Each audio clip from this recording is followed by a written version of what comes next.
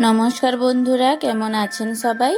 आमी मधुमिता रान्नाघरे आपनादेर आबार स्वागत। आज आमी आपनादेर बानिये देखाबो माछेर माथा दिये बाँधाकपिर तरकारी। तार जोन्नो प्रथमे आमी माछेर माथाटा भालो करे भेजे नेब। माछेर माथाटा भालो करे भाजा हये गेले तुले नेब।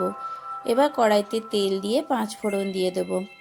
एबार तेजपाता शुकनो लंका दिये देब। एबार पेঁয়াজ कुचि दिये देब। पेঁয়াজটা हालका भाजा हये गेले आदा रसुन बाटा दिये देब। এবার টমেটো কুচি দিয়ে দেব। এবার পরিমাণ মতো হলুদ গুঁড়ো, লঙ্কা গুঁড়ো আর কাশ্মীরি লঙ্কা গুঁড়ো দিয়ে দেব।